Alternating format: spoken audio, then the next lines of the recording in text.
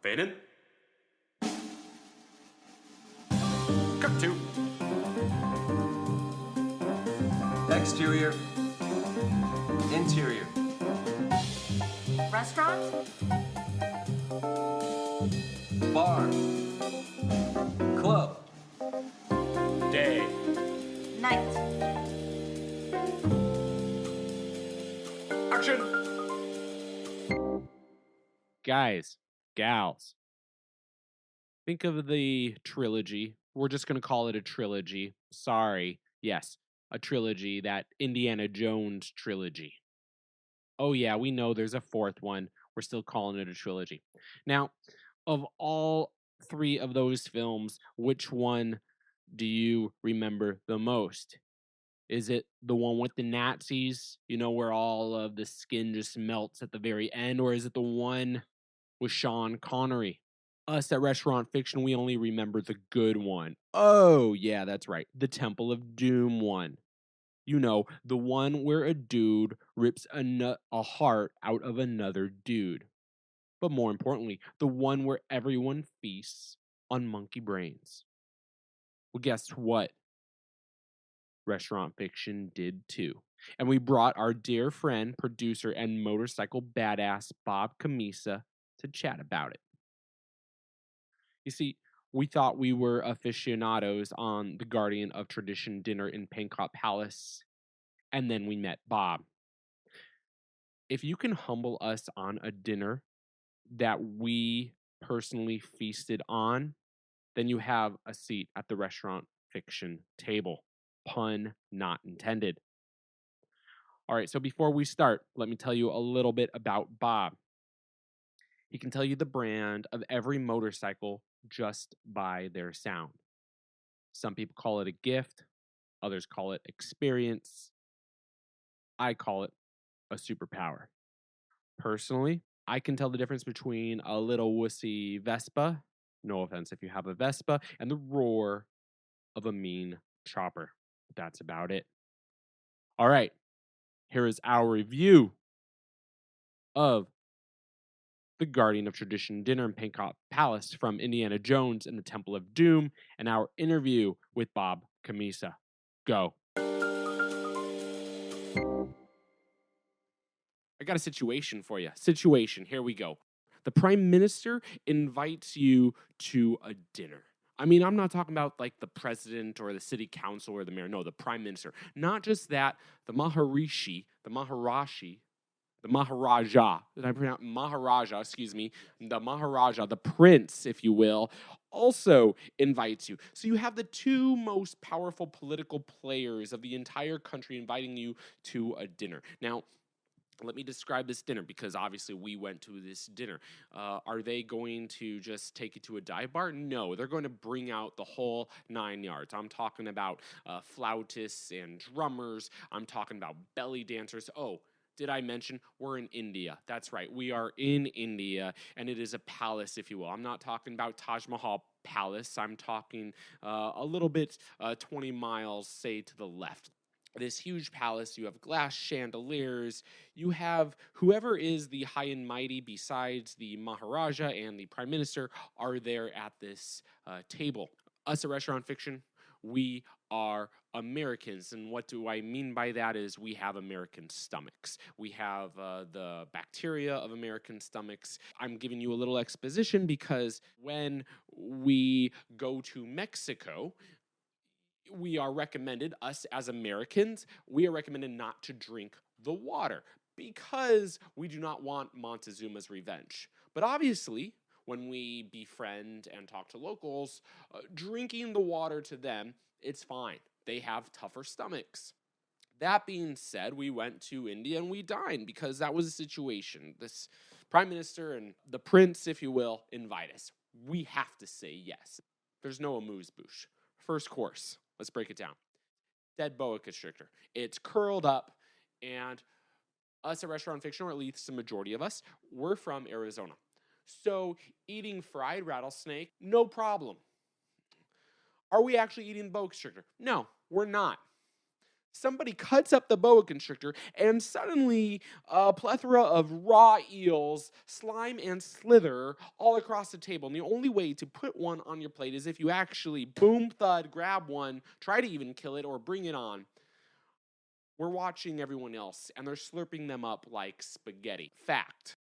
Raw eel filled with toxins. You eat it, you die. I mean, cooked eel, that's fine. That's another level. Bacteria is dead. Here's also a philosophical question. Are we, in a way, excuse our French here, pissing off the people who invited us because we're not eating the food, these delicacies? And no one's laughing. People are taking this seriously. We kind of just refrain and we hope that the next course is better. Now, the next course is a beetle, a skura beetle.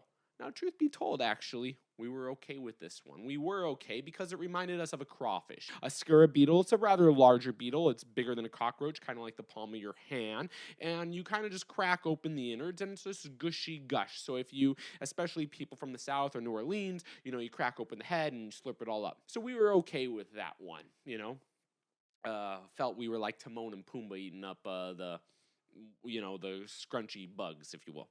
Next course is a soup, and the first thing you see are eyes, and they float to the top. Whenever anyone sees an eye, and an eye, an eye is an eye. It looks like a human eye, whether it be an animal eye or a fish eye, but it still is an eye. It scares you. We still ate the eye. It was fatty, it was just like a fish eye. It was pretty much like either a goat's eye or a sheep eye.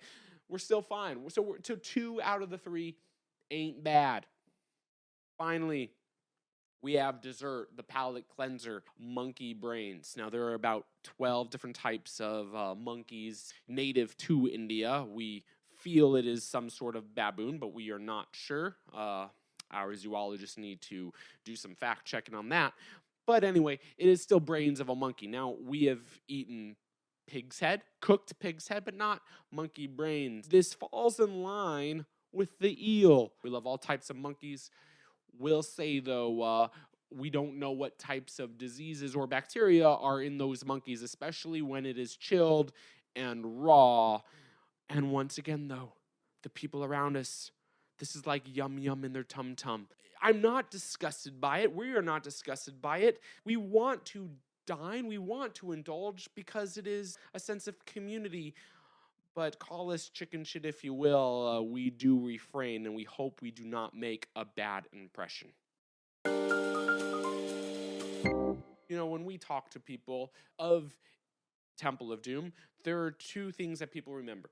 Either it is different than any other Indiana Jones, that's number 1, and also they remember this dinner scene. Take all the food out of it and imagine the scene of Indiana Jones, the British officer that's there, that's checking in, and the prime minister, and then also the prince, just them talking and giving all the information. I think, to me, that would just be boring. What better way than to use food to kind of just amplify it? And not just food, let's just bring cuisine in that's the most grotesque, I would say, to Americans. And so, that's something that I think is just a really interesting way that we haven't seen through cinema as a way of telling exposition. By putting this scene in, the audience is learning that our main characters don't have the stomach for this adventure they're about to go on. Literally. That's exactly right. And it's interesting because you have Indiana Jones in the scene who's so focused and trying to extract some information, also let the prime minister know some of what he knows about the history. At the same time, you have Short Round and Willie that are trying to just get through the meal. I think one of the most intriguing parts to me about the scene is when Willie asks for the soup. She's like, "Do you have anything just simple?" And it's like she gets the soup, and there's such relief on her face. And I think it's just so interesting because they open it up, and all of a sudden the eyes come from the bottom up, and she sees the eyes, and she's like, "Oh." And Short Round drops a spoon or something. And, you have those staples of what you think, at least, can they have something that I will not offend, but also something that I could just eat? And, you're like, well, I can't screw up soup. For the people who have not seen Temple of Doom, let me describe the table. So all of the guests are in formal, traditional Indian garb, except for Short Round, who is really just in like a New York Yankees cap and very, very casual. The juxtaposition is that the prince is also Short Round's age. He is a young kid who is in the most formal, bejeweled spectacle of the entire movie. Short Round did not need to follow tradition. And I'm like, all right, he's the punk. Yeah, he's just sticking with it. If you look at the prince throughout the scene, most of the time the prince is bored until Indy really starts to press about certain things about the thuggy cult, that the prince steps in and is like, oh no, listen up. Like, I'm never going to let this destruction ever happen again. And, Indiana Jones has to apologize. But then, Short Round the entire time is not listening nor caring about what's going on at that end of the table. He's just like, I need to eat something. I can't eat any of this. If the prime minister invites you to a dinner, same with the prince, the Maharaja, would you go? Yes, I would go in a heartbeat. Just because I feel like it's an opportunity. How do you pass that up? They don't ask you if you have any dietary restrictions now. Like, they don't ask what your favorite food is. No, it's literally you take it or leave it mentality. Would I eat the food served? I would do my best. But that being said, if it was that 4-course meal, I'd have to skip certain ones.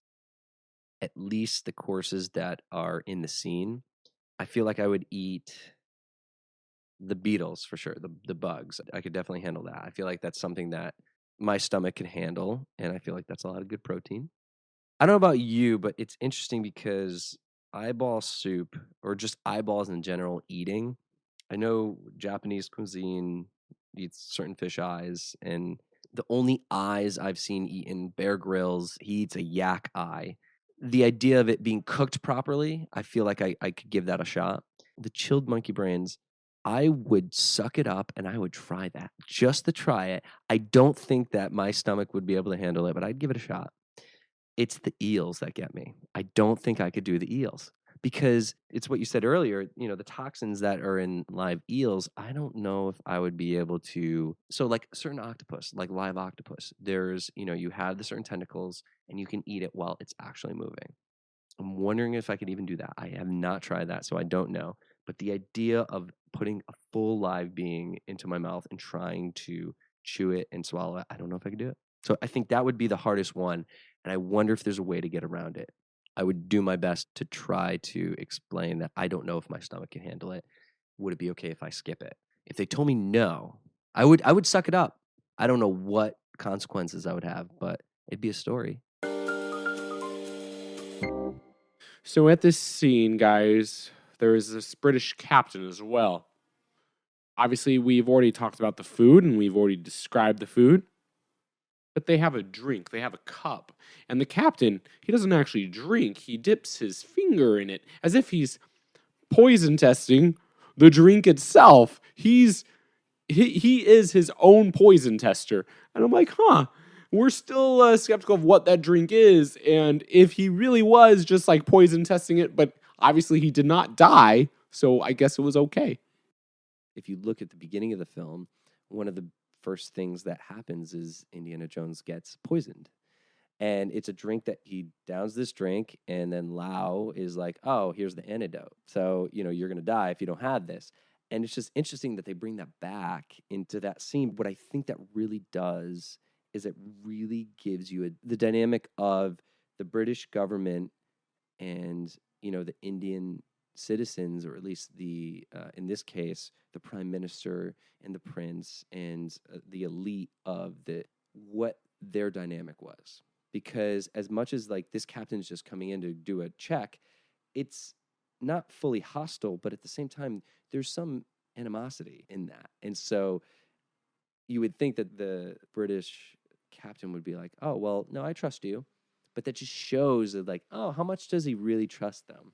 He has to check to see if he's being poisoned. So I think that's such a little minor detail that's so important, and it adds layers. That was a good point. I never even realized that ourselves. We just thought He's just poison testing it. You know, it's interesting the way the Prime Minister introduces the British captain, and he kind of insults the British government in saying, like, oh, they always need to check in on us. And it's like, oh, so there's a little animosity there. Even though Indiana Jones is bringing up these things and Prime Minister says, hey, it's not normal for our guest to insult, you think that he's the one that's bringing the animosity, but it's not just him. It's this British soldier is here in his cavalry or his brigade, or they're not that welcomed, you know? And I think that's something that kind of gets underlooked or gets overlooked. I think it just brings a bigger dynamic to the way the politics were working. In your personal life, what's the weirdest meal you ever had? I tried kangaroo in Australia, and I say it's weird because I thought it was like, at the time, I'm like, oh, I'm eating what the locals are eating. And it's like, no, the locals don't eat kangaroo. And it's not the best meat. And it's something that, it was weird because I thought I was doing something that was part of their culture, and it is not. And I think that's what made it weird, because in the middle of the meal, eating it, I'm like, oh, this is decent. This is okay. It's not that great, but it's okay. I could get why they like it. And it's like, I kept saying they, as like thinking like people, locals are eating it. And it's like, then, you know, I asked the waiter after, I'm like, what's your favorite way of doing kangaroo? And he was like, I don't eat that. And I'm like, oh, it's for the tourists, you know? And I'm thinking I'm here trying to be open to the idea of like, oh, this is something that they have, but it's not. It's not. So it was kind of a little awkward. When I'm in Connecticut, where's the best place to eat? First and foremost, the best pizza in the world, in my opinion, is from Roseland's Pizza in Derby, Connecticut. Now, I did grow up in Derby, Connecticut, so I do have a complete bias, and it's very subjective, but it is wonderful. You had El Presidente give it an amazing review on the Pizza Review on Barstool, and I think it's a testament to, like, it is wonderful pizza. So if you're ever in Connecticut, try to go to Roseland. Actually, what's really interesting, New Haven-style pizza is a thing, because here in LA, at Smorgasburg, LA, there is a stand that serves New Haven-style pizza. It's an actual thing. And it's interesting because Pepe's is in New Haven, Connecticut, and they built their second location in Fairfield. When they were building everything, they copied everything. But what they found was they needed the water from New Haven to give the flavor to the crust and the dough to be able to have the same sort of pizza from the New Haven location. I saw at Smorgasburg, I saw New Haven style pizza. I'm like, they have to have the water from New Haven to be able to give it that taste. And I felt like the taste was the same. So I don't know. Do they have the water shipped out? Do they have the dough shipped out? I want to know. So I'm very intrigued by that. Bob, fucking awesome, man. Okay. If you want to know more about this dinner from Temple of Doom, well, guess what? Rent or buy the movie. Duh. It's that easy. If you want to know more about Bob, his projects, his company, Google him, IMDb him, go to Companion Pictures and check out what his company does. It's also that easy. If you want to meet him, head to the Sturgis Motorcycle Rally. Hopefully it is still going to go on this year. Crossing my fingers. There is a chance, I don't know what the percentage of that chance is, but there is a chance Bob might be there. As for me, check out all of our episodes, our restaurant fiction episodes on iTunes or wherever you listen to your podcasts. Give us a 5-star rating and write a little blurb. That's it. Once again, that easy. Until next time, keep it real, keep it fresh, and always keep it on the flip side. Cut to.